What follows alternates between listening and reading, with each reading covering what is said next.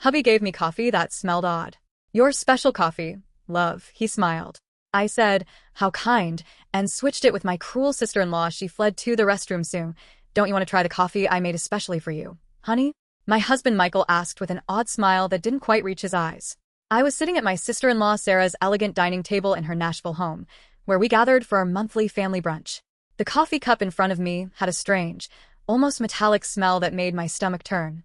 My name is Emily, and at 29, I never imagined I'd be questioning whether my own husband was trying to poison me, but after 3 years of marriage and countless incidents of accidental food poisoning, I had learned to be cautious, especially around Sarah. She had a way of orchestrating situations that left me sick or humiliated, always with that same innocent smile Michael was wearing now.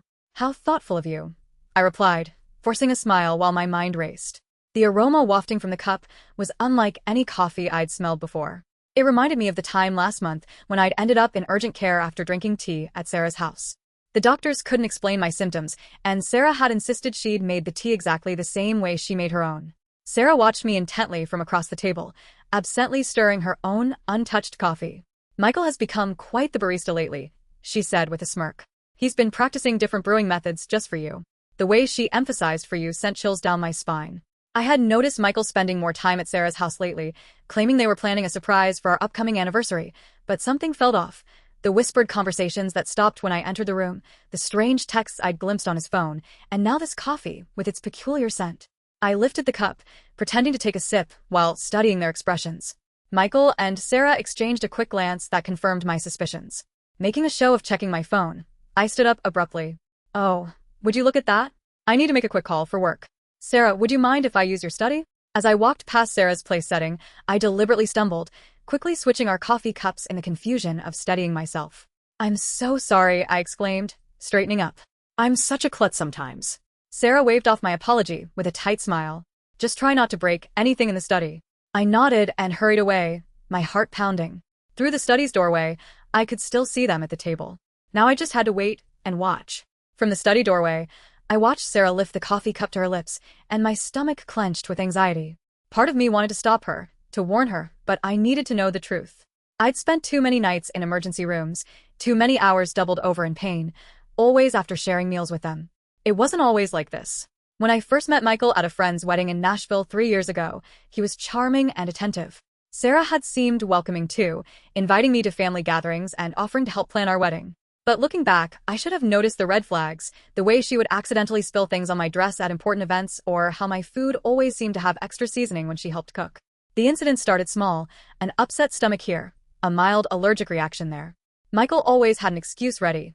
Maybe it was something you ate earlier, or you must be coming down with something. But the pattern was becoming clear. The worst was 2 months ago when I ended up hospitalized after eating breakfast at their house. The doctors found traces of something in my system they couldn't identify, but Michael convinced everyone I must have taken some expired medication. I gripped the doorframe, watching as Sarah took another sip of the coffee. Michael was typing on his phone, seemingly unconcerned.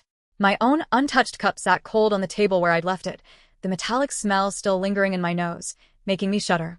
A slight tremor in Sarah's hand caught my attention. She set down the cup, her face suddenly pale. Michael, she said, her voice shaking, something's wrong. Michael looked up, his expression changing from confusion to horror as he realized which cup she was drinking from. He jumped up, knocking over his chair. Sarah, what's happening? Sarah's hands were trembling violently now. I feel. She tried to stand but stumbled, grabbing the edge of the table for support. Michael, what did you put in that coffee? I stepped out of the study, my phone already recording.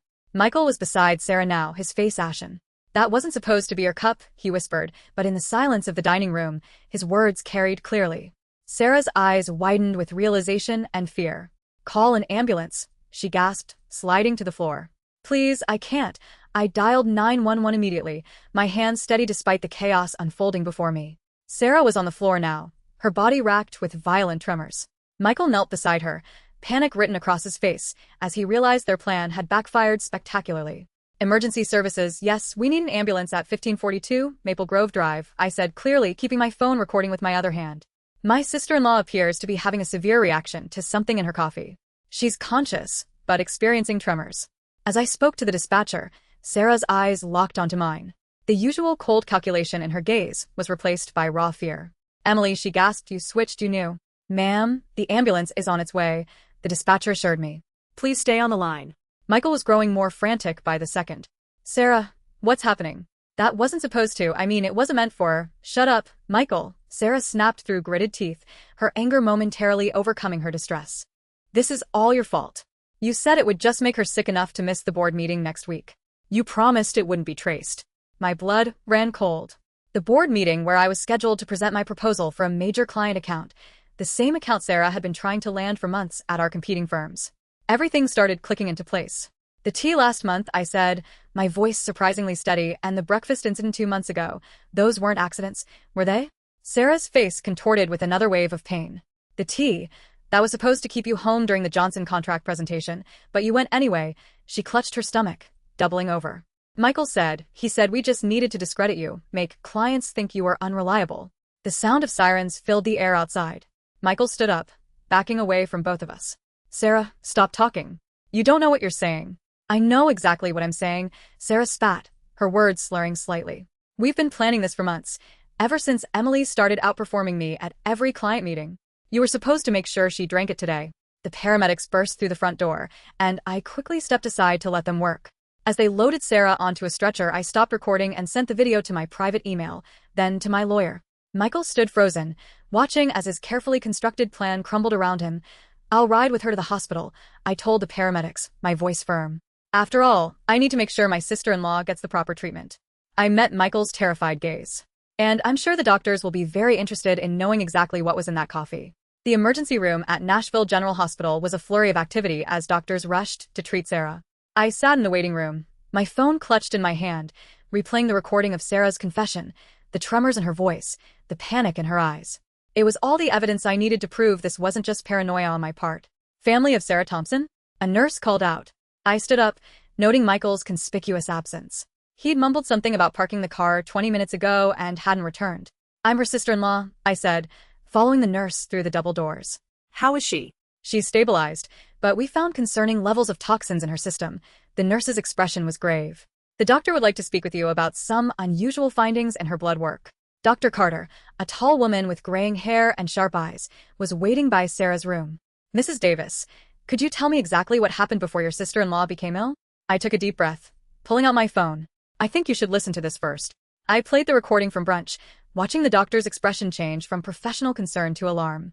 This is very serious, she said, making notes on her tablet. The substance we found isn't something that accidentally ends up in coffee. We're looking at deliberate contamination. Just then, Michael appeared at the end of the hallway, his face pale and sweaty. He'd clearly overheard the doctor's words. Emily, he started, taking a step toward me. Let me explain. Stay back, Dr. Carter warned, pressing the nurse's call button. Security to room 412, please. Michael raised his hands in surrender. This is all a misunderstanding. Sarah was confused. She didn't know what she was saying. Really? I pulled up the texts I discovered on his phone last week, the ones I'd secretly forwarded to myself. So these messages between you and Sarah about making sure she's out of commission before the Henderson presentation were just friendly conversation? His face drained of color. You went through my phone? After I found the strange vial in your desk drawer, yes, I did. I turned to Dr. Carter. Doctor, I've been hospitalized 3 times in the past 6 months with unexplained symptoms. I'd like to know if they match what you found in Sarah's system today. The doctor's eyes narrowed. We'll need to run some tests to compare. Security will make sure your husband remains available for questioning. 2 security guards appeared, positioning themselves on either side of Michael. He looked trapped, his carefully constructed facade crumbling. Sarah and I, he stammered, we were just trying to help you slow down. You were working too hard, taking all the big clients. Sarah said if we could just make you take some time off, by poisoning me? My voice was steady, even as my hands shook with rage. How long have you been doing this? Was it you who tampered with my food at the Christmas party too? Michael's silence was all the answer I needed. Behind him, I could see Sarah's room, where she lay connected to various monitors, her earlier bravado gone, replaced by the fear of someone who knew their schemes had finally caught up with them. Detective Lopez is on her way. Dr. Carter said Mariana, she said quietly. She'll want to take statements from everyone involved. I nodded, feeling a strange sense of calm. The truth was finally coming out, and there was no going back. Detective Lopez arrived within the hour, her presence commanding attention in the sterile hospital corridor. She was a seasoned investigator who specialized in domestic abuse cases, and she listened intently as I played the recording from brunch and showed her the text messages. Mrs. Davis, she said, reviewing her notes, you mentioned previous hospitalizations. Can you tell me more about those incidents? I pulled out my phone again, opening a document I'd been quietly maintaining for months.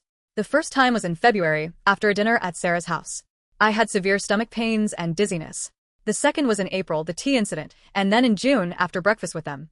My voice remained steady as I continued. Each time, the symptoms were similar but just different enough that the doctors couldn't pinpoint a cause. The detective's eyes narrowed as she looked at my detailed log of dates, symptoms, and circumstances. And you've been keeping records ever since? I noticed the pattern. I hesitated before pulling out another phone from my purse. I also started carrying a backup phone with a different number. I used it to record conversations when I was around them. I have several where Sarah and Michael discuss their plans, though they're careful not to be explicit. In one of the recordings, Sarah's voice came through clearly. The Henderson account is worth millions, Michael. We can't let her ruin everything we've worked for. Just stick to the plan. A few days of illness should be enough. Michael's response was equally damning. I've got something stronger this time. She won't make it to the presentation. Detective Lopez's expression hardened as she listened. Through the window of Sarah's room, I could see my sister-in-law was now awake, looking significantly less confident than she had at brunch. The hospital is running toxicology screens, the detective informed me. Dr. Carter has already identified several substances that don't occur naturally. We'll need samples from your home as well. A commotion down the hall caught our attention. Michael was arguing with the security guards, his voice rising in desperation. I need to speak with my wife, he shouted. Emily, please, you don't understand. We were trying to protect you. Detective Lopez stepped between us. Mr. Davis, you're not helping your case. We've already found evidence of premeditation. Michael laughed, a hollow sound that echoed through the corridor. We were just trying to slow her down. She was working herself to death, taking all the major accounts. Sarah said if we could just make her take some time off. By poisoning her? Detective Lopez's voice was sharp. That's not protection, Mr. Davis. That's attempted murder. The color drained from Michael's face. Murder? No, that's not. We never meant to. Then what exactly did you mean to do? I asked, my voice surprisingly calm. When you put something in my coffee this morning, what was supposed to happen? Michael's silence spoke volumes. Behind him, I could see Sarah watching through her hospital room window, her face a mask of fear and calculation.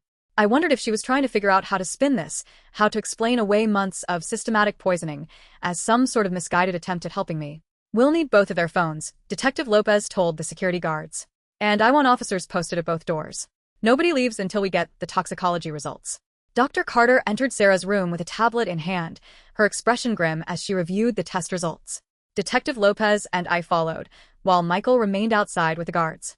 Sarah tried to sit up straighter in her hospital bed, but the tremors hadn't completely subsided. The toxicology report shows elevated levels of several substances, Dr. Carter announced, her voice clinical. Most concerning is the presence of a particular compound that's typically used in pharmaceutical testing. It's not something the general public should have access to. Sarah's face paled. That's impossible, Michael said. It was just something to cause mild symptoms.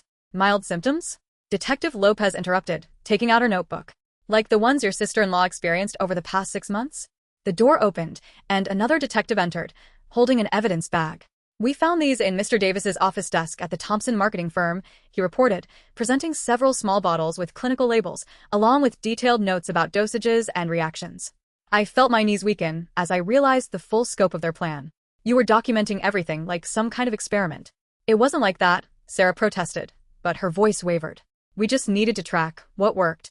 The first few attempts weren't effective enough. You kept showing up to meetings anyway. So you increased the dosages, Detective Lopez concluded, examining the bottles. Did you know these substances could be lethal in higher concentrations? The room fell silent. Michael, still visible through the window, sank into a chair in the hallway, his head in his hands. The Henderson account, I said slowly, pieces clicking into place.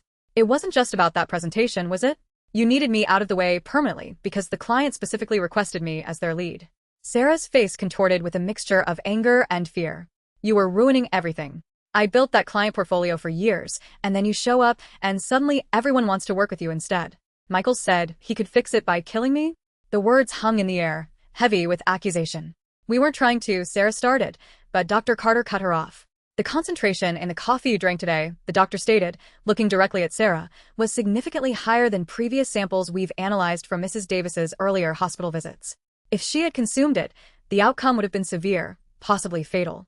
Detective Lopez turned to the other officer. We'll need a full warrant for both their homes and offices, and contact the pharmaceutical company listed on these bottles. Find out how they obtained these substances. Sarah slumped back against her pillows, the fight draining from her face. It wasn't supposed to go this far, she whispered. Michael kept saying we just needed one more try. I stepped closer to her bed, my voice steady despite the trembling in my hands. Every time I got sick, every meeting I missed, every client I lost. You were both there, watching, taking notes on how your poison was affecting me. What kind of people does that make you? The silence that followed was deafening. Outside, I could hear Michael being read his rights as additional officers arrived. Sarah stared at her hands, unable to meet my gaze. Detective, I said, turning away from my sister-in-law, I'm ready to make my formal statement now. The trial lasted 3 weeks, but it felt like years. I sat in the courtroom each day, watching as the prosecution methodically laid out their case against Michael and Sarah. The evidence was overwhelming. The bottles from Michael's office, their detailed notes on each poisoning attempt, the recorded conversations, and text messages discussing their plans. What struck me most was their demeanor throughout the proceedings. Sarah, usually so polished and confident, looked small in her defendant's chair. Michael couldn't even look at me, keeping his eyes fixed on the floor as expert witnesses detailed the potentially lethal effects of the substances they'd been using. Dr. Carter's testimony was particularly damning. She presented a comprehensive analysis showing how they had gradually increased the dosages over time, demonstrating clear intent to cause serious harm. The pharmaceutical company representative confirmed that Michael had stolen the compounds through his college friend who worked in their research department. The defendants showed a calculated pattern of behavior, the prosecutor argued in her closing statement. This wasn't just corporate sabotage, it was a systematic attempt to harm Mrs. Davis, with a clear escalation that could have resulted in death. When the verdict was finally read, I felt no joy, only relief. Both Michael and Sarah were found guilty on multiple counts, including attempted murder and conspiracy. The judge's words echoed through the silent courtroom. The premeditated nature of these actions, carried out against a family member over an extended period, demands the maximum sentence. I watched as they were led away in handcuffs, thinking about how greed and jealousy had twisted two people I once trusted into something unrecognizable. Their business, their reputations, their freedom, all sacrificed in an attempt to destroy me. 1 year after the trial, I stood at the podium of the Nashville Business Leaders Conference, preparing to give the keynote speech. The irony wasn't lost on me. This was exactly the kind of opportunity Sarah had tried to prevent me from achieving. The Henderson account, which she and Michael had been so desperate to steal, had led to several more major clients, establishing me as one of the top marketing executives in the region. Success isn't just about talent or hard work, I began, looking out at the sea of faces. It's about integrity, about building genuine relationships based on trust. I paused, letting my words sink in. Sometimes, the biggest threats to our success come from those closest to us, but surviving those challenges makes us stronger. After my speech, several young professionals approached me, seeking advice. One woman, her eyes bright with determination, asked how I'd maintained my composure throughout the ordeal. I focused on what I could control, I told her. I gathered evidence, trusted my instincts, and refused to let fear stop me from pursuing my goals. Later that evening, I received an email from the Henderson client, confirming they were renewing their contract for another 3 years. I smiled, thinking about how differently things might have turned out if I hadn't trusted my instincts that day at brunch. The local paper had run a small article that morning about Sarah and Michael beginning their prison sentences. I didn't read it. Instead, I focused on the proposal for my newest client project, knowing that the best revenge wasn't about getting even, it was about moving forward and succeeding despite those who try to hold you back.